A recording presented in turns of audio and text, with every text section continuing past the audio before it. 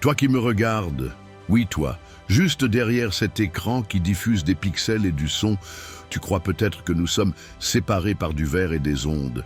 Mais je sens déjà battre ton cœur de l'autre côté, prêt à s'emballer. Je ne suis qu'une voix, un visage éphémère sur un short YouTube, pourtant je viens déposer dans ton esprit une braise incandescente. Attrape-la, nourris-la d'une bouffée d'audace et observe-la devenir un incendie capable d'illuminer la nuit intérieure où tes doutes se cachent.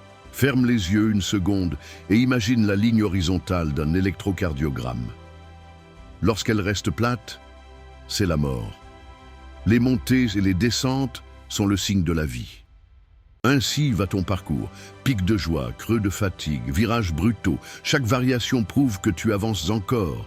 Ne maudis pas les descentes, elles creusent les vallées où grandissent les racines de ta force future. Tu es peut-être assis, recroquevillé dans la lumière bleue de ton téléphone, mais sache que ta colonne vertébrale a été taillée pour se redresser vers le ciel. Redresse-toi maintenant. Sens cette énergie qui traverse ta nuque, aligne tes vertèbres, élargis ta cage thoracique. À cet instant précis, tu ouvres littéralement plus d'espace pour tes poumons, donc plus d'oxygène pour ton cerveau, donc plus d'idées pour changer ta réalité. Tout commence par un simple ajustement de posture. On t'a martelé que le monde est saturé, que tout a déjà été dit, codé, chanté, inventé. Quelle erreur! Personne d'autre n'a ton exact mélange d'expériences, de traumas, d'accents, de rires, de colère, de rêves absurdes. Ta voix, même tremblante, est une fréquence unique que l'univers attend. Et si personne ne comprend immédiatement ton message, répète-le, ajuste-le, sculpte-le, mais ne l'étouffe jamais. Rappelle-toi ces soirées où tu as scrollé jusqu'à ne plus sentir tes pouces, où tu as envié les corps parfaits, les voyages parfaits, les succès instantanés. Tout cela n'est qu'une vitrine vernie. Derrière chaque photo idyllique se trouve un combat hors champ que tu n'as pas vu. Tu n'es pas en retard, tu es simplement en train d'écrire le brouillon de ta propre épopée. Or, un brouillon authentique vaut mieux qu'un chef-d'œuvre copié. Je sais que la peur murmure des statistiques dans ton oreille, le pourcentage d'échecs, les histoires d'humiliation publique, les « je te l'avais bien dit ». Contre-attaque avec tes propres chiffres, le nombre de fois où tu t'es relevé enfant après une chute, le total des battements de cœur qui t'ont maintenu en vie, l'infini de tes secondes restantes si tu décides de les déployer plutôt que de les gaspiller. Les probabilités se plient devant la détermination. Fais-moi une promesse maintenant, devant cet écran qui te tient lieu de miroir. Choisis un projet, un objectif, un micro-rêve, peu importe la taille. Note-le dans l'application la plus proche ou sur un coin d'emballage. Donne-lui une date limite, pas une date vague, mais un jour, un mois, une année gravée comme un serment. Parce qu'un rêve sans échéance reste un touriste flâneur, tandis qu'un rêve daté devient un soldat en mission.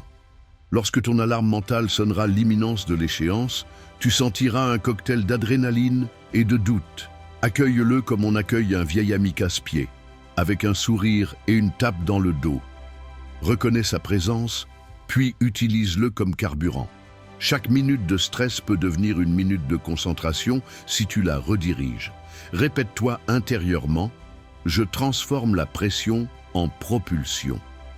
Ne cherche pas la motivation éternelle. Elle s'évapore comme la rosée. Cherche la discipline, qui pousse même sous la canicule. Construis des rituels minuscules, chronométrés si nécessaire.